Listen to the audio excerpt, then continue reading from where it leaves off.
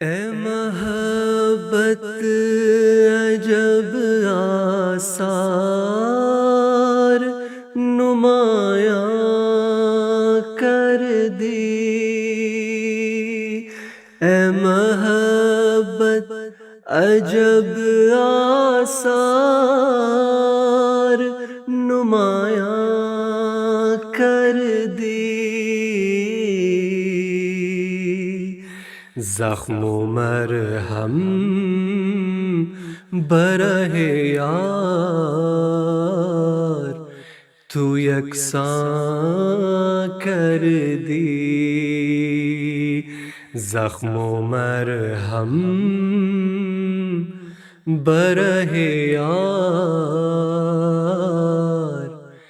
تو یکساں کر دی۔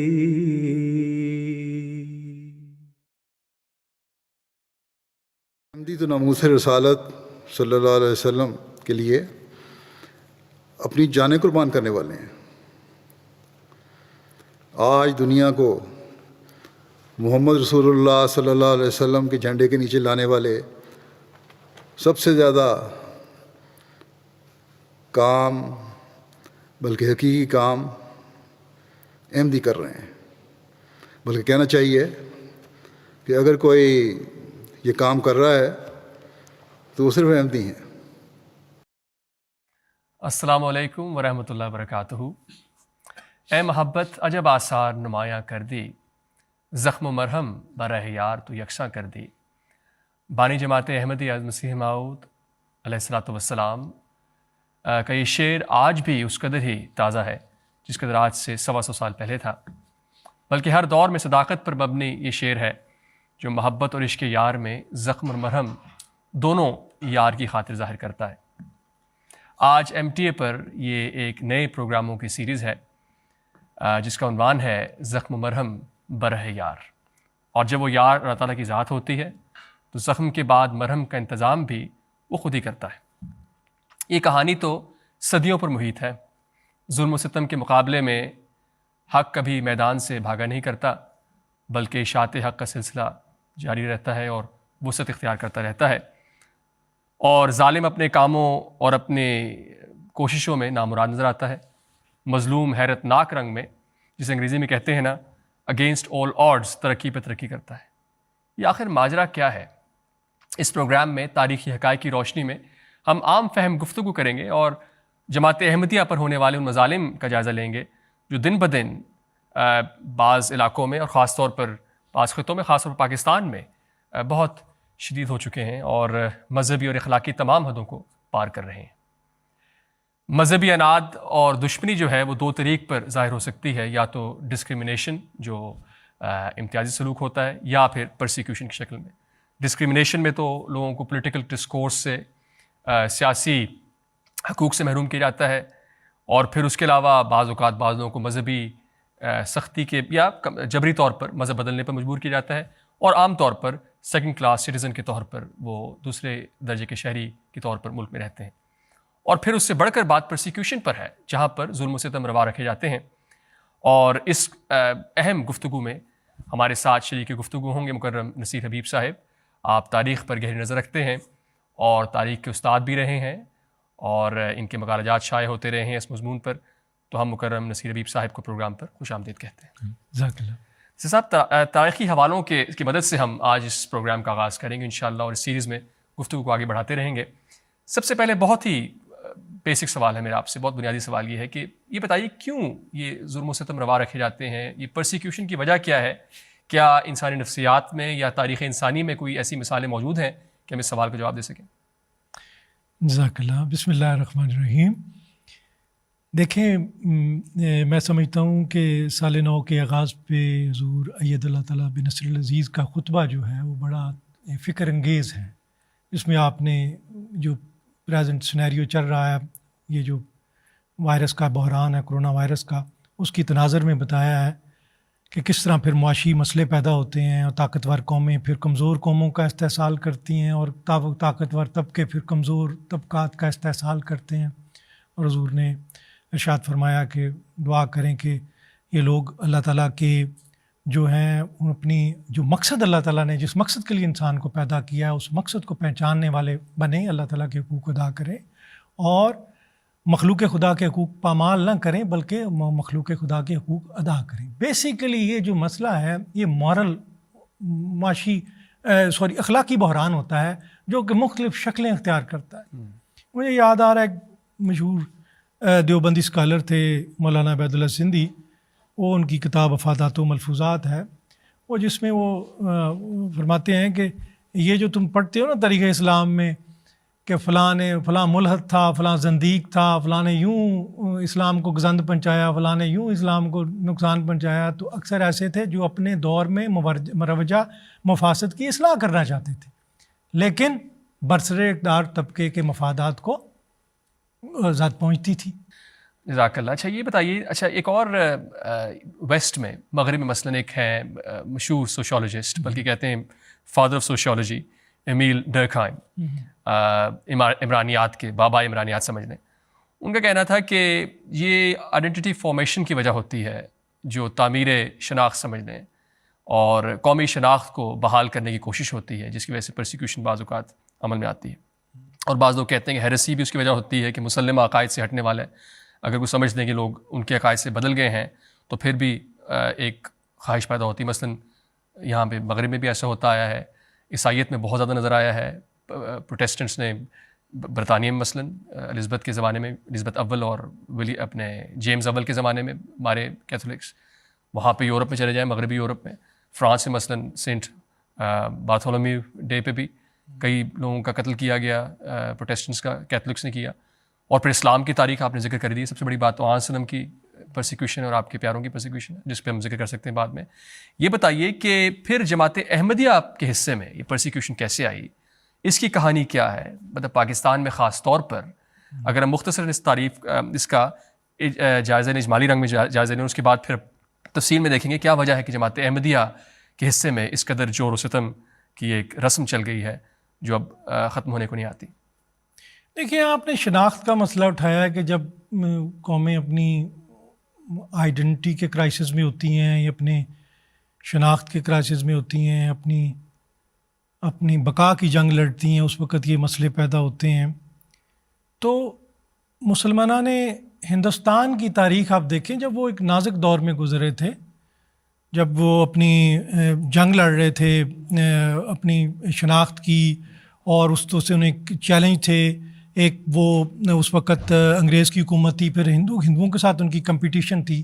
اس میں اگر دیکھیں آپ چلیں، جماعت احمدیہ کا جو اس وقت ظہور ہوا ہے، جماعت احمدیہ اس وقت قائم ہوئی ہے، ظاہر ہے مسلمانوں کا اقتدار تو اب نہیں رہا تھا، تو اس کے نتیجے میں اس کا جو جب تک مورالٹی جو ہے، روحانی جو ہے وہ اصلاح نہ ہو، اس وقت تک مادی اصلاح بھی نہیں ہو سکتی۔ تو جماعت کا یہ تاثر تھا، لیکن کچھ لوگ ہماری مخالفت بھی کر رہے تھے۔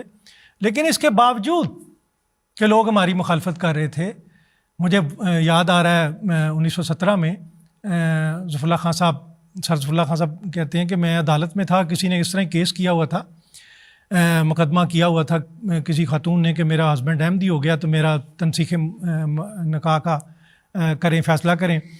تو وہ ظفر اللہ خان صاحب فرماتے ہیں کہ میں عدالت میں دیکھا تو مولانا ثناء اللہ امرتسری صاحب اہل حدیث کے مشہور عالم تھے، جو بانی سلسلہ کے بہت بڑے دشمن۔ ہاں وہ بیٹھے ہوئے تھے، تو میں نے کہا کہ مولانا آپ آئیں ادھر گواہی دیں۔ تو کہنے لگے مجھے تو کوئی خرچی خوراک نہیں ملا۔ تو کہنے لگے میری جیب میں 3 روپے تھے، تو میں نے وہ 3 روپے نکال کے کہا یہ آپ کی خرچی خوراک ہے، تو آپ آئیں گواہی دیں۔ تو انہوں نے اہل حدیث پرچے میں یہ لکھا تھا کہ ان سے سوال ہوا تھا کہ آپ نے جو ہے دوسری جماعت، ہمارا دوسرا ایک گروپ تھا لاہوری جماعت، اس کے ساتھ مل کے آپ نے ایک انجمن قائم کیا ہے، تو اس کے نتیجے میں جو کوئی اگر مسلمان ہوگا تو کیا وہ مسلمان ہے کل آئے گا؟ تو انہوں نے کہا دیکھیں 2 وصیت ہوتی ہے، ایک ہوتی ہے اخروی، وہ تو اللہ جانتا ہے، ایک عرفی لحاظ میں ٹھیک ہے وہ مسلمان ہوگا۔ اچھا تو آپ نے آ کے کہا، انہوں نے کہا جی آپ کا اقتباس ہے جی، آپ نے یہ دی، انہوں نے کہا جی بالکل، تو انہوں نے یہ گواہی دی۔ تو آپ یہ کہہ رہے ہیں کہ جو اتنے دشمن تھے مسیح اسلام کے جماعت کے، انہوں نے بھی قبول کیا۔ دیکھیں سب سے بڑے جو مخالف تھے مولوی محمد حسین بٹالوی جی، انہوں نے یہ تسلیم کیا عدالت میں، وزیر آباد میں دیو نندن کی عدالت تھی، اس میں انہوں نے اقرار کیا، الفیہ بیان دیا کہ احمدی مسلمان ہیں۔ تو یہ کر کے، اور اس کے بعد آپ دیکھیں شبیر احمد عثمانی صاحب ان کو خط لکھتے ہیں. بہاؤاللہ قاسمی صاحب ایک نیشنلسٹ عالم ہیں, اور وہ کہتے ہیں جی وہاں تو جی مسلم لیگ میں تو جی شیعہ بھی ہیں, مسلم لیگ میں تو جی احمدی بھی ہیں. تو انہوں نے کہا دیکھیں امام حسن شیبانی نے مسئلہ حل کر دیا, یہ جو ہے نا اہل حق خوارج کے ساتھ مل کے مشرکین سے جنگ لڑ رہے ہیں, اور لیکن یہ اس طرح کے نہیں جیسے آپ کہتے ہیں, یہ بھی اپنے طور پہ علیہ کلمۃ الحق کر رہے ہیں. تو مسلم لیگ کوئی مفتیوں کی جماعت ہے, اس میں جو کلمہ پڑھتا ہے اپنے آپ کو مسلمان کہتا ہے مسلمان ہے. دیکھیں وہ یہ ساری اچھا کنسنسس ہو رہا ہے. اس میں بعض جو علماء تھے وہ کانگریس کے ساتھ شامل ہو کے اس آزادی کی جو مارچ تھی اس کو روکنا چاہتے تھے, لیکن ان کے دور مقاصد تھے, ہاں کوئی اپنے مقاصد تھے کچھ. دیکھیں تو آپ دیکھیں اس نازک دور میں جب یہ تاریخ 1945 میں یہ جنگ بڑی نازک دور میں داخل ہو گئی ہے, تو جماعت کے پاس ایک خط آتا ہے کہ بھئی ہمیں رہنمائی کی جائے. ہمارے سے کانگریس بھی اپروچ کرتی ہے, مسلم لیگ بھی اپروچ کرتی ہے, تو اس میں آپ یہ بتائیں کہ ہم کس کو سپورٹ کریں. تو جماعت سے انسٹرکشن جاتی ہے کہ آپ مسلم لیگ کو سپورٹ کریں. یہ خط جماعت کی طرف سے قائد اعظم کو بھیجا جاتا ہے کہ یہ ہمارا قائد اعظم اس خط کو ڈان میں بھیجتے ہیں چھپنے کے لیے, اور ڈان میں یہ خط چھپتا ہے.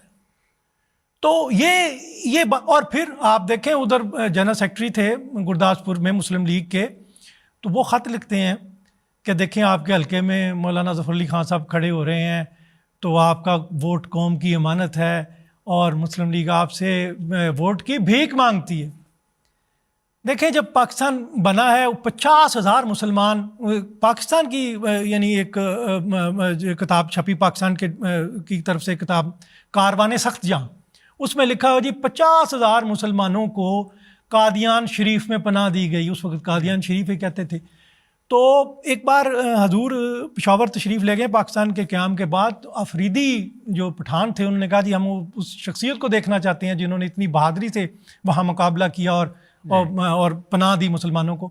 تو یہ باتیں تھیں جب سب سے جو کرائسس تھا آئیڈینٹی کا. پھر آپ یہ دیکھیں ریڈ کلف ایوارڈ ہے, اس میں ریڈ کلف ایوارڈ میں مسلم لیگ ہمیں ٹائم دیتی ہے جب کیس باؤنڈری کمیشن کے پاس میں جاتا ہے, اور وہ اپنے ٹائم میں سے ٹائم دیتی ہے. شیخ بشیر احمد صاحب پیش ہوتے ہیں اور وہ سے دیچا سنگھ صاحب سوال پوچھتے ہیں کہ تو آپ کا کیا تعلق اسلام سے. انہوں نے کہا جی we are the Muslim first Muslim last.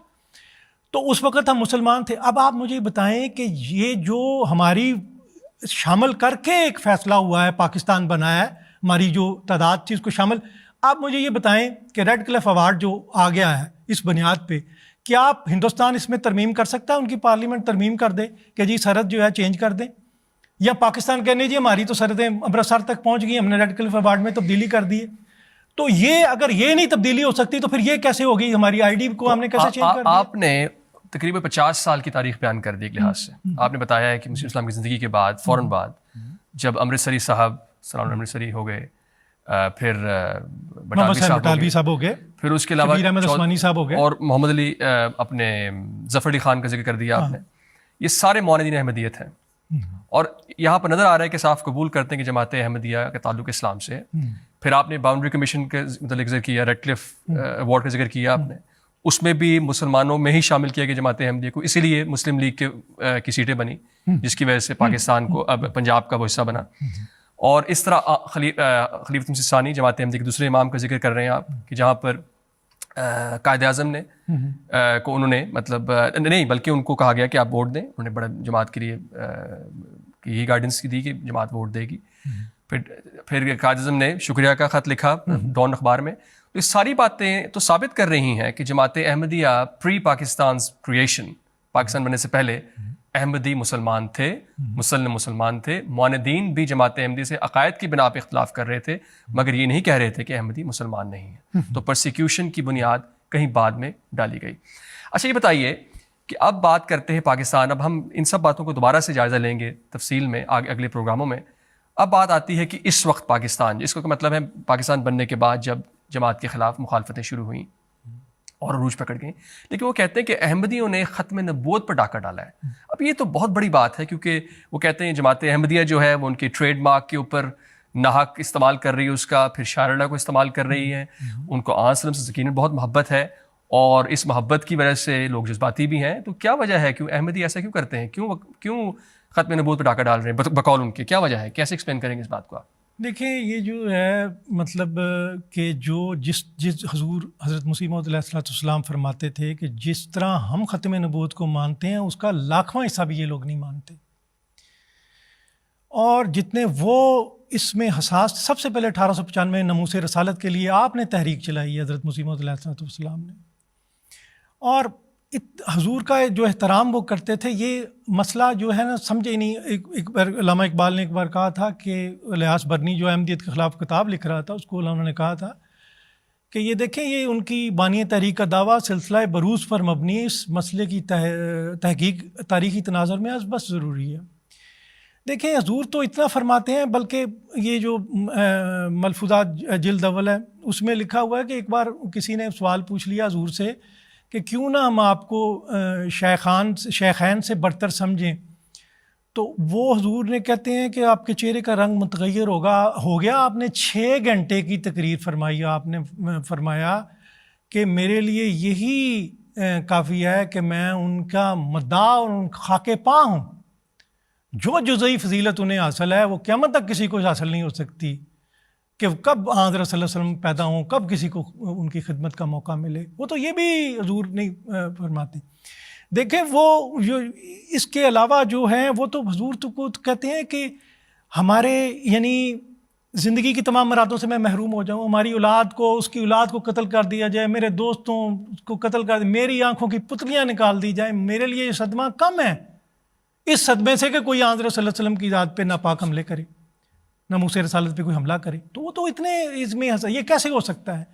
دیکھیں بات یہ ہے، میں اس کو سمجھا دیتا ہوں کہ کیا یہ مسئلہ ہے، ایکچولی یہ مسئلہ کیا ہے۔ دیکھیں میں وہ چھوڑ دیتا ہوں ساری تاریخ کو کہ کیا ہے، کہ یہ جو ہوتا ہے انبیاء جو ہوتے ہیں وہ اپنے، ہمارا جو ہے کہ بروز کے ذریعے زندہ رکھے جاتے ہیں، کہ جو نافع الناس چیز ہوتی ہے وہ زمین، اس میں قرآن کا ہے کہ سٹے کرتی ہے، فَيَمْكُثُ فِي الْأَرْضِ، تو وہ سٹے کرتی ہے، تو سب سے زیادہ نافع حضرت صلی اللہ علیہ وسلم ہے، تو اپنے بروز کے ذریعے زندہ رکھے جاتے ہیں۔ میں سارا چھوڑ دیتا ہوں آپ کو جو تاریخ ہے، کہ جو حضرت مولانا روم نے کہا ہے کہ ولی جو ہے اپنے دور کا نبی ہوتا ہے، شبلی نے کہا کہ تو شہادت دیتا ہے کہ میں رسول ہوں، یا معین الدین چشتی کا چشتی رسول اللہ بھی چھوڑ دیتے ہیں، ہم اس کو بھی نظر انداز کر دیتے ہیں۔ میں آپ کو 1979 میں لے جاتا ہوں، ایک مناظرہ ہوا ہے، مناظرہ جنگ اسے کہتے ہیں۔ 79 میں آ گئے ہیں، 1979 کے بعد کی بات کر رہے ہیں۔ یہ کرنٹ بات میں کر رہا ہوں، مولانا اشرف سیالوی اور حق نواز جنگوی کے درمیان، ایک دیوبندی ہے حق نواز جنگوی، اور یہ جو اشرف سیالوی صاحب یہ بریلوی ہیں، ٹھیک ہے۔ وہ حق نواز جنگوی صاحب اعتراض کرتے ہیں ان پہ کہ یہ شعر جو لکھا ہے پیر جماعت علی شاہ صاحب کی تصویر کے نیچے، وہ یہ ہے کہ صورت تھے میرے خواجہ کنین کی تصویر، ما ینطق کا نور ہے گفتار جماعت، اور یہ توہین ہے، توہین رسالت ہے۔ اس کا جواب اشرف سیالوی نیچے نوٹ دیتے ہیں کتاب میں، کہتے ہیں کہ اللہ کی طرف سے اولیاء کو الہام ہونا تو مسلم امر ہے، اور یہ فضیلت اتباع نبی کی وجہ سے ہے، تو لہٰذا مقبولہ نے بارگاہ الہی کی کلام کو ما ینطق نور کہنا، اس میں کون سی گستاخی ہے؟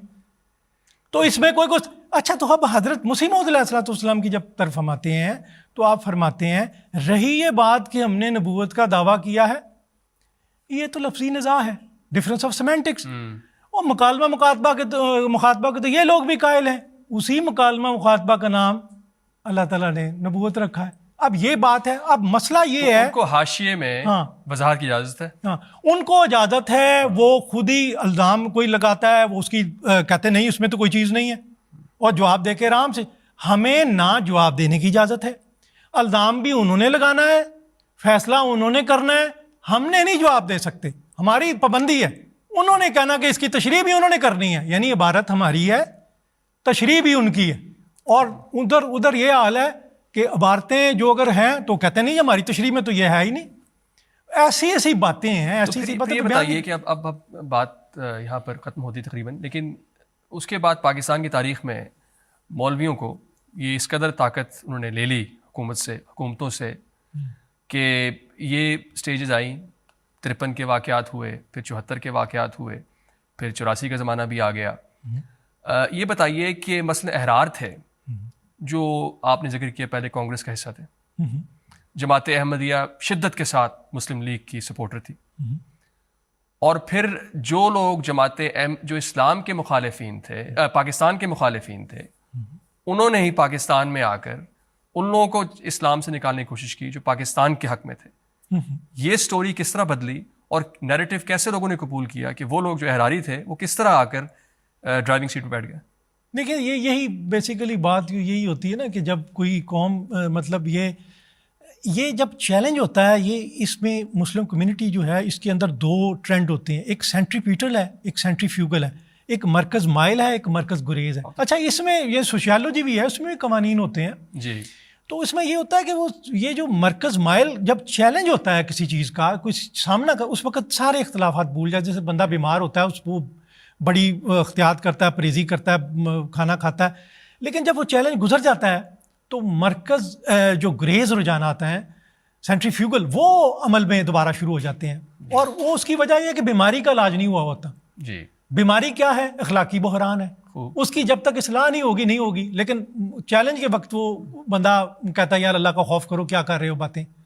لیکن جب وہ گزر جاتی ہے تو بندہ ریلیکس ہوتا ہے تو بیماری دوبارہ آ جاتی ہے اور اس میں پھر یہ شروع ہو جاتا ہے. اور یہ دولتانہ صاحب کو یہ آیا ان کے ذہن میں کہ 1953 میں کہ مرکز میں خواجہ ناظم الدین بنگالی وزیر اعظم تھے. اب ان کو خیال آیا کہ میں کچھ بڑا لیڈر بن سکتا ہوں، پنجاب کا میں یہاں لیڈر ہوں، میں مرکز میں جا کے رول پلے کر سکتا ہوں. یہ مسئلہ انہوں نے کھڑا کیا. اور جو یہ کانگریس کے جو حمایتی تھے ان کی حالت بری تھی، خود ان کے لفظوں میں کہ ہماری تو حالت اس طرح کی تھی کہ کوئی مطلب میں بیان نہیں لفظوں میں کر کیا ان کی حالت تھی. اب یہ جو ہیں یہ کرنا چاہتے تھے، دوبارہ آنا چاہتے تھے. ان کو جو منہ کو لگی ہوئی تھی کہ بھی ہم نے ایک پاپولرٹی گین کی ہے تو لوگ رسپانس کرتے ہیں، ادھر ان کو اندازہ ہوا کہ میں کوئی رول پلے کر سکتا ہوں مرکز کے لیے مشکل کریٹ کر کے، تو احمدی مسئلہ کھڑا کیا گیا. یہ جو خواجہ حسن نظامی تھے پاکستان میں آئے ہیں، وہ بتا کے گئے ہیں کہ خبردار کر کے آئے ہیں کہ یہ جو مسئلے اٹھانے فرقہ وارانہ ان سے بچو، یہ ہندوؤں کے تنخواہ دار ایجنٹ ہیں. لیکن چونکہ پاکستان کی جو ایلیٹ تھی، سیاسی ایلیٹ تھی، وہ اس میں شامل ہوئی اور انہوں نے سازش کر کے ان کے لیے مسئلہ پیدا کرنے کے لیے کوشش کی، اور لہٰذا اس مسئلے کو لایا گیا اور ان کے لیے مسئلہ، اور اس کا رزلٹ کیا نکلا؟ خود اپنی بھی ہاتھ سے وزارت گئی اور مسئلہ کریٹ ہو گیا اور فائدہ کوئی نہیں ہوا. ابھی تو ہم نے بات کا آغاز کی اور پروگرام کا وقت ختم ہو رہا ہے. انشاءاللہ اگلے پروگرام مزید بات کریں گے، لیکن آخری سوال باہر میں پوچھوں گا کہ ہم نے اب تک زخم کی بات تو کر لی کہ زخم کیسے لگائے گئے، مرہم کی بات بھی کرنا ضروری ہے ساتھ ساتھ. زخم و مرہم برہ یار اس پروگرام کا نام ہے. تو یہ بتائیے کہ پوری کوشش کی گئی کلرجی کی اور حکومت کی مل کر اوور دا ڈیکیڈس، دہائیوں میں کام ہوتا رہا، اس کے بعد کیا حاصل ہوا؟ جنہوں نے زخم لگائے کیا انہیں ترقیات پہ ترقیات ملی، اور جن کو زخم لگائے گئے کیا وہ معدوم ہو گئے؟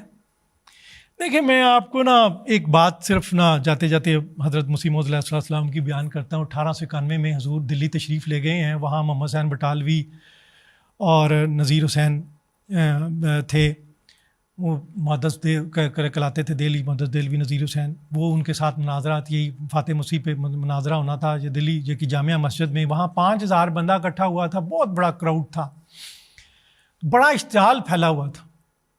تو حضرت مسیح موعود علیہ السلام گئے تو مولانا عبد الکریم صاحب نے انہوں نے کہا کہ حضور یہاں تو بڑا اشتعال پھیلا ہوا ہے. تو حضرت مسیح موعود علیہ السلام فرمانے لگے مردے زندہ کا کچھ نہیں بگاڑ سکتے. واہ. تو بہرحال یہ ہے کہ جماعت جو ہے حضرت مسیح موعود علیہ السلام کی رہنمائی میں کھڑی ہوئی ہے، اسلام کے لیے، آن حضرت صلی اللہ علیہ وسلم کی ناموس کے لیے، اسلام کی سربلندی کے لیے. اس وقت دنیا کو بہت ضرورت ہے اسلام کے صحیح میسج کی. دنیا کرائسس سے گزر رہی ہے، ایک خوفناک کرائسس سے گزر رہی ہے. اسلام کا صحیح میسج، اصل میسج پہنچنا چاہیے. مخلوق خدا کے حقوق پہچاننے چاہیے، خدا اللہ تعالیٰ کے حقوق پہچاننے چاہیے، اور استحصال بند ہونا چاہیے. اور اس سے ہم اس کے لیے کھڑے ہوئے ہیں.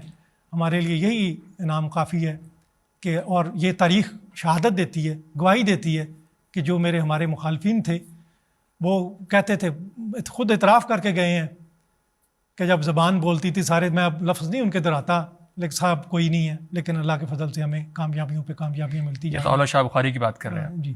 تو بہرحال یہ ایک سلسلہ ہے ہمارے لیے، یہ اعزاز کافی ہے کہ ہم جو ہیں کہ زندہ ہیں اور ہمیں حضرت مسیح موعود علیہ السلام کے میسج کو سمجھ کے اور صحیح رنگ میں جو ہے وہ مومن بننا ہے، تاکہ یہ ہم اس ذمہ داری کو جو وقت نے، تاریخ نے ہمارے کندھوں پہ رکھی ہے، ہم اس کا حق ادا کر سکیں۔ جزاک اللہ، بہت بہت شکریہ۔ سو اب آخر میں ہم یہ بات کر سکتے ہیں کہ آپ لوگ جو اس پروگرام کو دیکھ رہے ہیں، جہاں کہیں بھی موجود ہیں، پاکستانی ہیں یا غیر پاکستانی ہیں، مسلمان ہیں، احمدی ہیں، احمدی مسلمان ہیں، غیر احمدی مسلمان ہیں، ایک سوال بہرحال ہم سب کو جس پر غور کرنا ہے وہ یہ ہے کہ وہی لوگ جو ملک کے قیام کے مخالف تھے وہ اب ملک کو توڑنے کے درپے ہو گئے ہیں۔ یقیناً مولوی، اس میں کوئی شک نہیں، جن کا تعلق احراری جماعت سے تھا، پھر ختم نبوت بن گئی، اور کیا کیا نام لیے اس نے، اور آج ہم دیکھ رہے ہیں ملک کا کیا حال ہے۔ بہرحال ہم یہیں پر اس پروگرام کو ختم کرتے ہیں کیونکہ وقت کی قید ہے، اور انشاءاللہ دوسرے پروگرام میں اگلے ہفتے حاضر ہوں گے۔ تب تک اجازت دیجیے۔ السلام علیکم ورحمۃ اللہ وبرکاتہ۔ لیکن یہ یاد رکھیں کہ ہم اس خدا کو ماننے والے ہیں جو نعم المولا و نعم النصیر ہے۔ وہ خدا ہے جو نعم المولا ہے اور نعم النصیر ہے۔ یقیناً اس کی مدد آتی ہے اور ضرور آتی ہے، اور اس وقت پھر ان دنیا داروں اور اپنے زوم میں طاقت اور ثروت رکھنے والے جو لوگ ہیں، ان کی پھر خاک بھی نظر نہیں آتی جب اللہ تعالیٰ کی مدد و نصرت آتی ہے۔ اے محبت عجب آثار نمایاں کر دی، اے محبت عجب آثار نمایاں کر دی، زخم و مرہم برہ یار تو یکساں کر دی، زخم و مرہم برہ یار